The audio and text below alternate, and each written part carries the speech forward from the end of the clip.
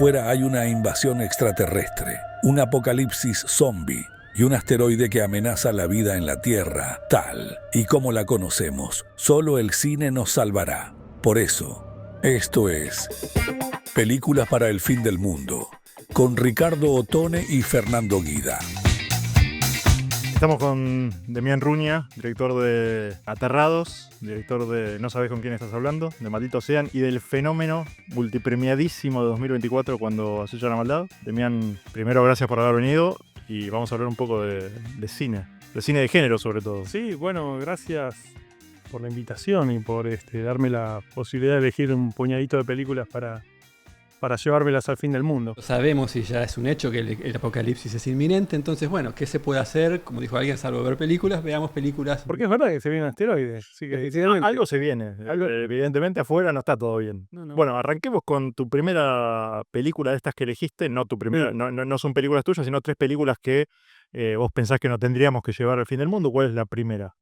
Por supuesto que hay un montón más y que seguramente al siguiente día de haberme preguntado cuáles son las 3 películas hubiese elegido tal vez otra. Pero siempre la que elijo siempre en todo tipo de lista que me piden que haga desde siempre es El Exorcista. Y tal vez cuando la elijo digo, pucha, es una película que eligen todos, al menos los de mi generación, pero los cineastas post 30, como yo, que soy post 30, 45 años, bueno, eligen por lo general El Exorcista como una de las 5 mejores o esenciales películas. Yo en este caso, obviamente que elegí 3 películas que son de género fantástico y de terror, aprovechando, bueno, que es que a eso me dedico, ¿no? Eso me estoy dedicando a este último momento. Pero El Exorcista siempre fue una película para mí clave en esta sensación de cómo encarar el género del terror. Y es muy loco también, porque en serie, si vos ves las 3 películas que yo elijo, El Exorcista es como la que más se separa de todas ellas. Pero tal vez es la que más se acerca a lo que yo hago o a lo que yo pretendo hacer de cara al género. Película del 73, 73. dirigida por William Friedkin, protagonizada por Max von Sydow, Linda Blair. Obviamente, claro, nominada al Oscar a Mejor Actriz. Obviamente no la viste en el estreno. No estabas vivo. ¿Cuándo la viste? ¿Te acordás? Sí, y es muy particular porque es una película que la vi durante muchos años y nunca la vi entera. O sea, siempre la había editada. Había una edición que Claro. correspondía a mi madre, al horario en donde daban la película, porque o tal vez la daban muy tarde y solamente en la tele la habíamos. Ahora estoy hablando de fines de los 80, comienzo de los 90. La película ya estaba estrenada, pero bueno, en esa época para la gente joven se estrenaba una película mundialmente y tal vez tardaba 10 años en llegar a Argentina, a que se pase o en VHS o en la tele. Cuando vos la viste, ¿qué edad tenías más o menos? Y yo te perdí 10 años, Ujú. más o menos, calculo. Fuerte para una. Eso explica un montón de cosas por ahí. Sí, eso explica un montón y por eso explica que recién la vi completa cuando tenía más o menos 16 años, 17 años. Y durante muchos años de mi infancia veía pedazos de la película. ¿Por qué? Por borracho, por veo, porque no aguantaba verla y mucho también me tapaba. Y a veces la veía tipo en la cama o la veía tirado en el piso y nos tapábamos con una frazada y estábamos capaz mucho tiempo tapados. Y me perdía la mitad de las cosas de la película. Entonces la primera vez que la vi completa fue a los 16 o 17 años que dije, che, la voy a ver. Y me encontré con un montón de escenas que no había visto. Me había tapado, con mi vieja me dijo, no, andate, no, deja de mirar. Pero sí, durante toda mi infancia consumí El Exorcista en cuota. Y es muy loco porque en realidad creo que a mí lo que me terminó transmitiendo esta película es el realismo para una película de terror. Y yo siempre considero que para hacer una película de terror realmente para asustar y para sugestionar a alguien, tenés que tener un realismo. Y si vos empezás a recapitular, muchísima gente, incluso yo, eh, creo que una de las partes que tal vez más nos espanta de esta película es cuando la llevan al médico a Regan. Cuando le hace Estudios súper agresivos. estudios que empieza a salirle sangre y lo realista, porque están en un lugar de un quirófano y vos lo ves que es realmente así. Con una punción que empieza a sangrar. Que Sangre es Un chorro de sangre. a una nenita, Mm.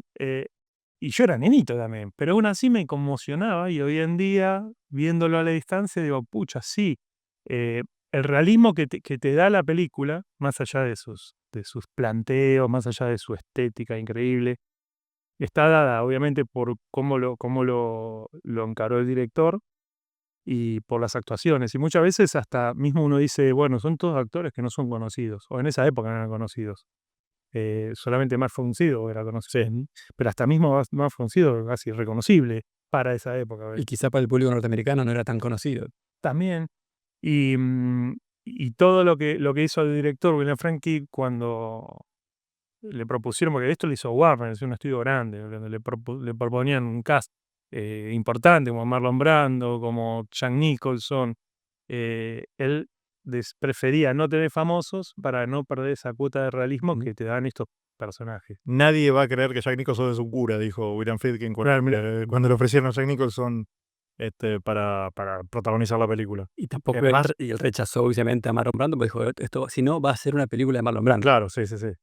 Bueno, además Friedkin venía de otro tipo de cine, venía de Contacto en Francia. Un super éxito. Sí, sí, venía y ganar un Oscar. Claro. Bueno, El Exorcista es la primera película de género nominada al Oscar a Mejor Película. Claro. No ganó, pero le dio como una cuestión de seriedad a un género que en ese momento, antes del 73, no lo tenía. Una respetabilidad, uno lo piensa, por ejemplo, por eso se la compara por ahí con 2001, lo que 2001 es a la ciencia ficción, por ahí El Exorcista fue al terror, Claro. de momento. Bueno, Kubrick iba a ser el director del Exorcista, que no sé si rechazó, finalmente se inclinaron por Franken. Pero lo que sí le dio al cine, lo que le dio al terror El Exorcista es jugar en primera división.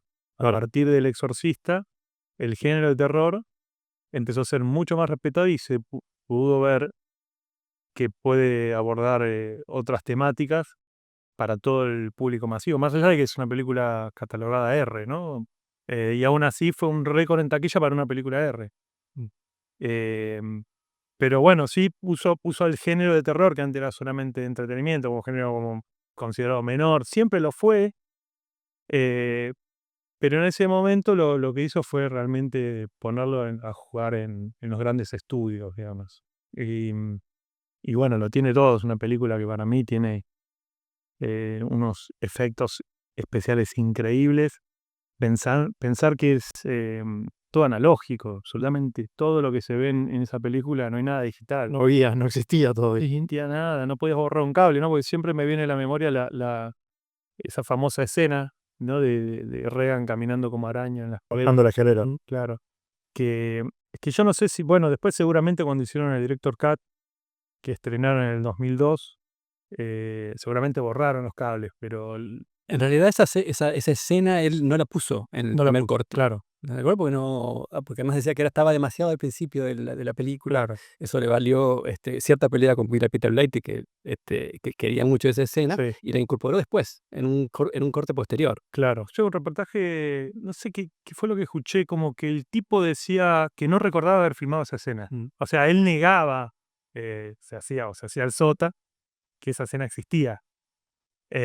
Hasta que después, digamos, se hizo tan famosa off the record esa escena, como una especie de, no una leyenda, era un mito esa escena. La verdad son escenas increíbles en El Exorcista para la época, y se decía que pero la peor escena, la escena más terrible de la película, no la pudieron poner porque, bueno, se empezó a generar un mito por H por B. Y el tipo que al principio negaba que esa escena existía, se plantó como un mito y nos hizo dudar, incluso a los fans, hizo dudar que existía, que era realmente un mito, hasta que dijo, bueno, sí, esa escena la filmé, pero la verdad que fue una cuestión que decidí, como decís vos, no ponerla al principio porque adelantaba mucho lo fantástico y él quería que vaya como más en fuego lento. Después cuando ves la escena, yo la amé. Tuve la suerte de irla a ver en el reestreno, esta vez sí, al cine. Ajá. Eh, Qué experiencia esa, Juan. sí, es una experiencia que fue más para mí que para el resto del cine. Por un lado fue muy frustrante, porque para mí es una enorme película que no había envejecido. Pero claro, se hizo mucha promoción con el reestreno de esa película, que era un reestreno donde iban a incluir un par de escenas y esa iba a ser como la escena estelar que se incluye. Pero lo que me pasaba era que estaba lleno de pibes jóvenes. Y claro, la película se había parodiado tanto, se había clonado tanto, era ya un personaje, ¿no? de consumo, una cultura popular. Ya el Linda Blair y su maquillaje y torcer el cogote. Y hoy la ves y ves que es un maniquí. Y claro, los pibes se cagaban de la risa. Y no era esa risa de nervios por el miedo. Y había un grupo de pibes que claro, no la interpretaban como en la época que se hizo. ¿Qué cosas notás vos que sacaste o tomaste prestado de esa película de Friedkin para tu cine? Yo creo que Sacaste ahí. es la búsqueda del drama y el realismo en una película de terror. Es que para mí el terror, para que sea muchísimo más efectivo, por lo menos tiene que parecer que te puede pasar a vos o te puede pasar a tu vecino al lado. Y el drama en una peli de terror lo potencia mucho más. Y yo creo que es esa mixtura, ¿no? De buscar el verosímil en cada escena, en los actores. em, yo siento que lo que pasa es que es una película que dejó el canon para todas las películas de terror de los estudios durante décadas. Entonces para mí también. Y mi búsqueda, si yo decía, bueno, sigo a ver en qué se parece tal vez cuando se echa la maldad. Y bueno, cuando se echa la maldad es una gran tragedia también, es un gran drama. em, si bien cuando se echa la maldad es mucho más fantástica. Yo podría decir que tiene algunas cosas de lección. Bueno, han dicho mucho en el exterior, han dicho como que es, bueno, la referencia mucho en El Exorcista. También que se estrenó justo en Estados Unidos cuando se estrenaba El Exorcista nueva, la nueva Exorcista. Entonces todos decían, esa es la Exorcista mala, vean, cuando se llama mala que es el heredero del Exorcista. Yo cuando decían eso digo, bueno, es mucho, yo no siento que sea así, pero sí en cierta forma eh, la búsqueda del terror verosímil me llevó a eso, a la búsqueda de ese drama familiar y me llevó tal vez a referenciarme un poco en El Exorcista. Y también en la no búsqueda del exorcista, es decir, en ir para el lado contrario. O sea, a veces uno no hace las cosas, una película no te influencia eh, de forma positiva solo porque querés clonar eso, sino al contrario. Existe esto, ya está instalado, es un género de por sí mismo, tengo que esquivarlo. Eh, Tengo que tomar lo mejor de esto, pero no ir por ese poseído, atado, que tiene marcas de mensajes en el cuerpo. Todo ese tipo de cosas que uno evita cuando hace una película de poseídos, pero bueno, es una película de poseídos cuando se llama La y El Exorcista también. En Aterrados, por ejemplo, vos tenés también una cocina así medio por ejemplo, de una familia, de una pareja que está como siendo acosada por por entidades sobrenaturales. Yo pensaba, por ejemplo, cuando vos me decías esto del realismo, que en la elección de los escenarios, o sea, en El Exorcista es como que se evita toda esta cosa de lo gótico y se va a una casa suburbana común de clase media, no clase media, pero Sí, digamos, pero para ellos es. este, y eso es algo que vos lo haces en tus películas, elegir Sí, escenarios más realistas, casas suburbanas en Aterrados, este lugar rural en Cuando acecha la maldad. Por ahí un poco está esa cuestión en tus películas. sí, y aparte también desde la lógica de los mecanismos de cada personaje en relación a lo paranormal. Poco traduciéndote sería, intento que no parezca una película. Intento que las decisiones. A ver, em, el exorcista, la madre lo primero que hace lo lleva al médico y le hacen estudios. Y es como que eso yo lo veo verosímil, eso es lo que yo haría en su caso. Eh, Más allá de que ahí hay un diálogo entre la fe y la ciencia, ¿no? Porque es una mujer atea. Pero me parece que cada decisión que toman en mis personajes tienen que estar, no me tienen que forzar la película, sino no lo toman para.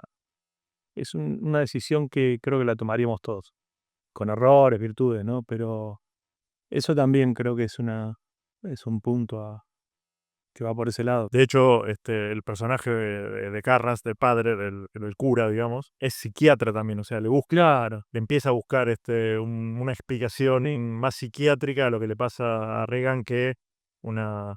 No es como en otras películas que uno lo primero aceptan lo sobrenatural de movida. O sea, hasta que aceptás que la sobrenatural existe, Exacto. tiene que haber como un pasaje. un proceso que no sea forzado por la necesidad de la película. Porque ahí lo entendés, bueno, sí, ves que acá lo apuraron. Y es parte de ese realismo y es parte de esa, en inglés es plausible, es como el que puede llegar a ser así en mi casa. ¿Le seguiste la carrera a Friedkin después del Exorcista? No, bueno, es muy salteado lo que le seguía a Frankie, pero sí me parece que una película está a la altura del Exorcista, bueno, obviamente un escalón bajo, más abajo, pero es increíble ese Sorcerer, la del camión, la hizo unos años después. Sí, Sí, en el 77 me parece. sí, me parece que, es más, entendiendo la locura del tipo, de cómo ha filmado El Exorcista, me imagino cómo habrá sido el rodaje de esa película, que es un camión cruzando un río, un puente de un río. En realidad es un camión que tiene que cruzar Centroamérica y bueno, Con una carga una carga complicadísima. complicadísima y es cómo está contada y lo tenso que te deja. Es un tipo que maneja el suspenso manejaba de una forma increíble. Sí, sus últimas películas, la verdad, no las vi. Una carrera un poco disparo. Disparo. De Sí, Friedkin. Dirigió una película que a mí me gusta mucho, que nadie la vio, no la vio nadie, vino a Blue Chips, una película de básquet, no la vio nadie, no te preocupes, con Nick Nolte y Shaquille O'Neal. Pero me gustó a mí solo, me parece, pero no bueno, importa. capaz que yo algún día hago una del Turquito Asá con el Turufly. Sí, por favor. El Exorcista, William Friedkin, 1973. Max von Sydow, Jason Miller, Ellen Barkin y por supuesto Regan, Linda Blair. ¿Cuál es la segunda película de Demian Runa? Bueno, la segunda película es Braindead, Seguro. de Peter Jackson. Y es completamente lo contrario al Exorcista. Y tal vez responde un poco más a una lógica de búsqueda mía en mi adolescencia o de empezar a encontrarme con qué carajo es esto del cine de terror y fantástico. En épocas en donde yo alquilaba películas, le sacaba el pavés a algunos videoclubs te daban los VHS con los pósters y yo iba a la fotocopiadora a fotocopiar los pósters, las cajas, ¿no? Y eso era lo único que podía tener yo de una película de terror, porque no existía internet. No había revistas, si bien estaba la Fangoria dando vueltas, era muy difícil de conseguirla. Bueno, son revistas importadas que eran caras, no eran Caras, y no las conseguía en el ámbito en donde yo frecuentaba a los 10, 13, 14, 15 años, que era el conurbano. Em, entonces, como fanático de las pelis de terror, encontrarme después de que un loco de un videoclub me dice, no, tenés que mirar esta, porque ya me conocía que yo venía alquilando todas las de terror, no esta. Y me voló la cabeza porque fue como una inyección de gore y de creatividad que nunca había visto. Una diversión absoluta. Vamos a dar un poco de contexto. 1992, película de Peter Jackson, la tercera película dirigida por Peter Jackson después de Bad Taste y Meet the Feebles, considerada en ese momento y creo que hasta hoy la película más sangrienta de la historia. Es una película que por momentos es difícil de ver, Brain Dead, se llamó Dead Alive en Estados Unidos, acá muertos de miedo, que es una cuestión curiosa porque su otra película, como The Silent, se llamó Muertos de Miedo acá en el VHS. Eran clásicos del VHS y les ponían, es extraordinario que el mismo nombre le pusieron a dos películas del mismo director. Del mismo director, sí. Y en España, Brain Dead se llamó Tu madre se ha comido a mi perro, que es bastante gráfica sobre una de las escenas de la película. Pero bueno, dicen, hay una leyenda por ahí también que en algunos países de Europa cuando te alquilaban el VHS te venía con una bolsita para vomitar, como en los aviones. Es una película, por momentos, difícil Escatológica. de mirar y no correr la mirada. No era fácil encontrar esa peli en videoclubs. Me acuerdo de que yo se la recomendaba a muchos amigos y nadie la encontraba. Lo que primero me impactó fue la cantidad de escenas gore y que tan bien hechas estaban. Eso fue lo primero que me impactó. Pero sobre todo me entusiasmaba la historia, porque si bien había visto películas gore ya de joven, esta era una historia muy divertida. Era muy divertida y muy interesante, muy linda. Que nada, y lo desopilante y lo absurdo de sus escenas es una gran comedia negra y creo que eso es lo que une con mi cine. Allá que vos decís, bueno, pero cuando se llama Mala no tiene humor negro. Pero sí, a lo largo de mis películas hay mucho humor negro, de mis cortometrajes. Y muchos guiones que tengo escritos que uno dice, Bueno, vos tenemos una pero película que es como una comedia, aunque bien no tiene terror, que claro, no sabemos de qué estás está- hablando. Sí, sí, que es un humor absurdo y grotesco y tiene mucho humor negro. Em, Creo que lo que más me divertió de esa película fue el momento en donde está el nenito con el bebé, lo ponen adentro de un cochecito con una jaula. Con un alambre de púa, para que no se escape. El bebé que es un bebé mutante, porque es producto de una relación entre dos zombies. Un cura zombie y una enfermera Sí, zombie, tremendo. que a la enfermera le faltaba la cabeza. Y que bueno, Y comía por el cuello. y comían por el cuello. Tremendo. Sí. un gag tras otro, es impresionante. Y todos son gags físicos. Digamos, creo que fue en esa época se acuñó el término splastic, Claro. para mezclar lo que era el slapstick o la comedia física con el splatter. Como que esta película es la que genera Claro. esa mixtura, ese híbrido. Sí, que yo, por lo que tengo entendido, no tuvo como con la crítica una gran recepción, pero que también tiene mucho que ver porque en varios países se estrenó con escenas cortadas. Entonces perdía mucha lógica la película. Eso yo pude llegar a leer en algún momento. Y eso le perjudicó en función con la crítica, pero no con la industria a Peter Ujú. Jackson, que ya ahí se veía, con su primera película con Mal Gusto se veía que había algo. Bueno, Meet the Feebles su segunda película fue una película hecha con muñecos y lo que tiene es esa aventura rebelde que tiene este director, ¿no? Son muñecos, eran como los puppets, pero nada, Incorrecto. como si fuera incorrecto, como si fuesen del conurbano, ¿viste? Profundo y, y es buenísima. No, la verdad que yo creo que cuando la vi me acordé que la disfruté muchísimo. No sé, tendría que verla ahora de nuevo, a ver qué tanto envejeció esa película. Y después remató con Braindead, eh, que es una fiesta para divertirse, para no tomarte en serio absolutamente nada.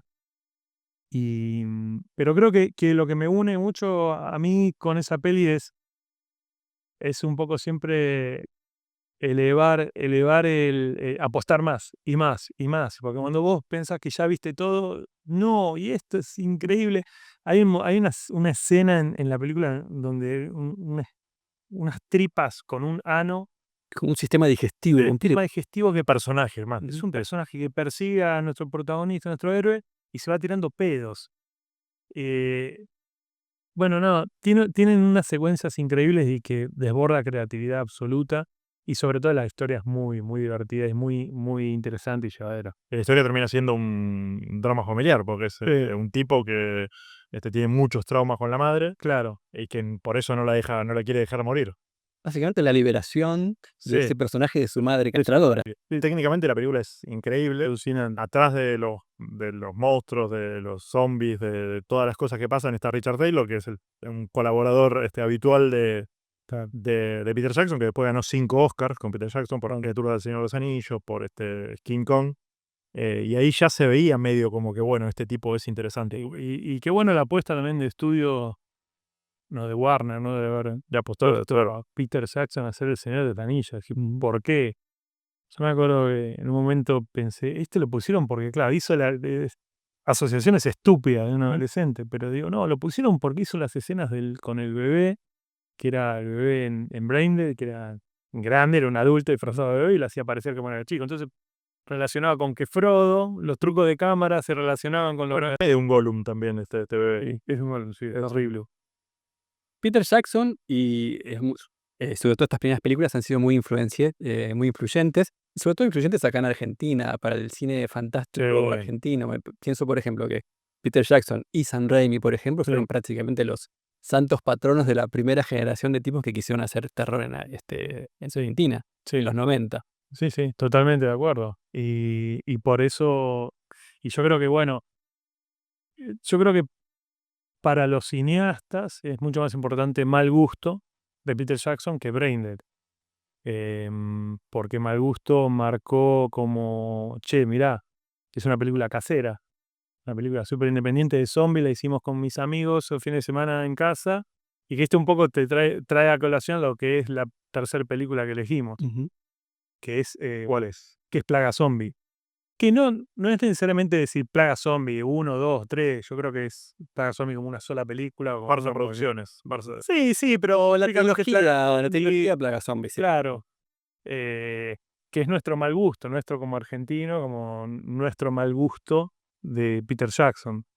Son unas películas caseras, hechas por puro impulso, autogestión, siquiera autogestión, eran chicos adolescentes que jugaban a ser directores de cine, a ser actores, y que fueron aprendiendo en el proceso desde muy chiquitos, y fueron creciendo juntos y haciendo crecer la primera trilogía de zombie en Latinoamérica, tengo entendido, y, y dando un paso también, así como para mí lo fue Peter Jackson con su Mal Gusto, lo fue Sam Raimi con su Evil Dead, a los cineastas gringos. El Dead fue como, bueno, es una película también independiente, hecha en los fines de semana con amigos, y saltó a lo que es hoy. Mm. Em, por eso tal vez quería elegir una película argentina para que, que hablemos de una película argentina en un momento en donde el cine nacional está como en momentos complejos, complicados, y bastardeado por un sector de la política. Y bueno, elijamos una película argentina, y como a mí me toca defender el gremio de género, creo que la película argentina de terror más importante para mi generación eh, tiene que ser Plaga Zombie. Al menos creo que al menos a mí y a muchos nos dio la posibilidad de ver algo hecho con la nada misma. Pero más de la nada misma estoy hablando de recursos, ¿sí? Pero mucha imaginación, mucho recurso creativo. Y que lo más importante de todo eso es esa autogestión y esa rebeldía de querer empujar algo que amás. Y, y hacer una película por el amor del cine, hacer una película y sobre todo creer que la podés hacer y hacerla. Y eso es muy, muy importante para cualquier cineasta, porque cuando uno empieza haciendo cine, ve tan lejos la posibilidad de filmar con presupuesto, con la cámara que quiere, con las grúas, con los actores. Lo ve tan lejos que ver algunas señales, algunos casos de, de esto que te ayuda a pensar que no necesitas simplemente ir a una escuela de cine para hacer una película. Hay algo mucho más importante que la teoría, mucho más importante, que es el creer que la puedes hacer y creer que la puedes hacer bien también. Y confiar en vos. Esto creo que lo que le dio Plaga Zombie. A mí, en particular en mi filmografía, no es una película, o no es una trilogía de películas que me hayan influido estéticamente. Pero sí me influyó esa rebeldía. Me influyó esa rebeldía El espíritu, el espíritu. Exacto. Hagamos esto que se pueda. Hagamos esto que se puede, apostemos a esto, y encima en momentos tanto, obviamente, Paredes, Hernán Sáez, todo el grupo de Farsa, cuando arrancaron lo hacían jugando, pero ahora empezaban a tomárselo en serio. Pero eran épocas en donde creer que un productor de cine en Argentina iba a producirte una película, quería saber para los actores hacer una película de terror o fantástica o una comedia gore, era una utopía total. Pero alguien la tenía que hacer. Y bueno, le tocó a ellos por suerte. Y es muy loco porque ellos vivían a una cuadra. Pablo Paredes vivía en una cuadra donde vivía yo de chico. Claro, eso te iba a preguntar. Ellos son de Aedo y vos sos de Yo soy de Aedo. también de Aedo. Sí. Pero no se conocían, ¿o sí? No, yo vivía en Murias al 400 y Pablo vivía en Murias al 500. Y ellos comenzaron de muy chiquito a filmar. Y yo, cuando yo dibujaba historietas, haciendo que era director de cine, jugaba, que era director de cine, pero no tenía en el barrio de Aedo alguien, un amigo, que me siga la locurita, que me siga el juego en el cual yo estaba metido, de que quería contar historias. Sí lo tenía en Ramos Mejía, porque mi papá y mi mamá estaban separados.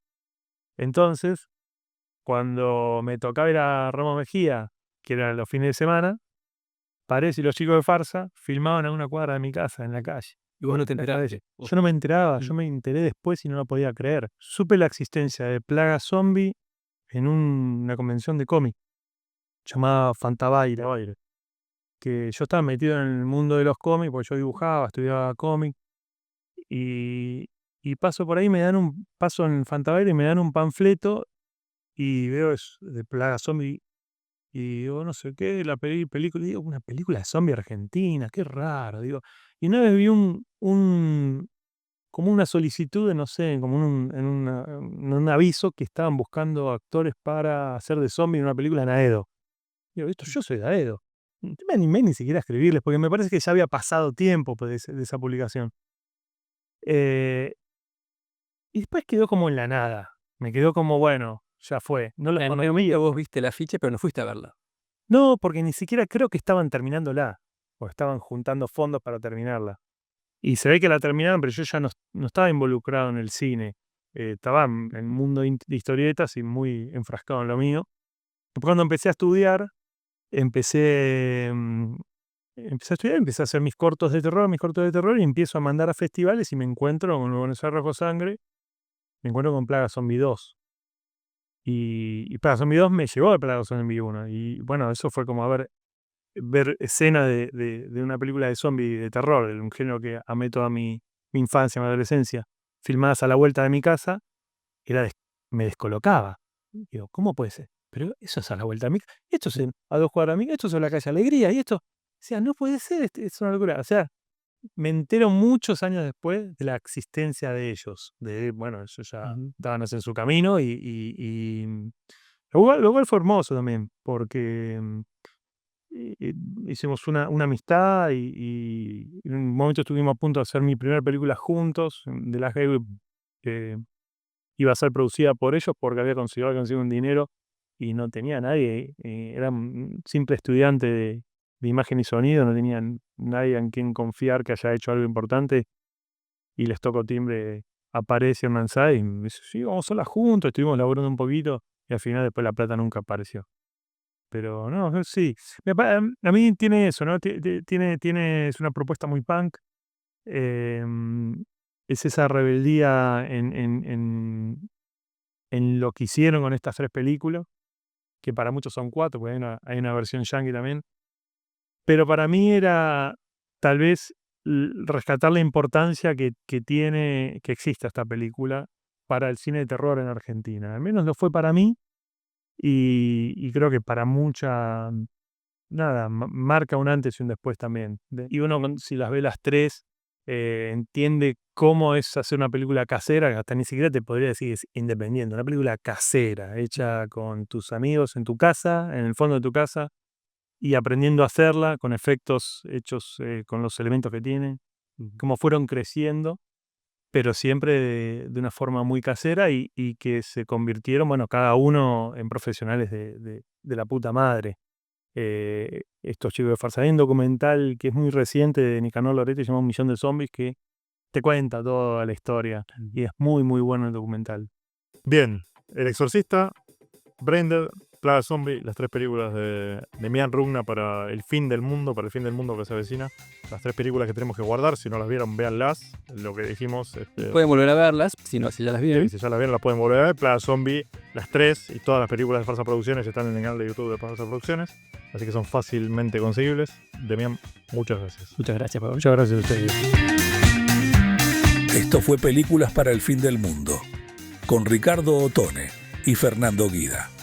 Nos encontramos en el próximo episodio, si es que el mundo todavía existe.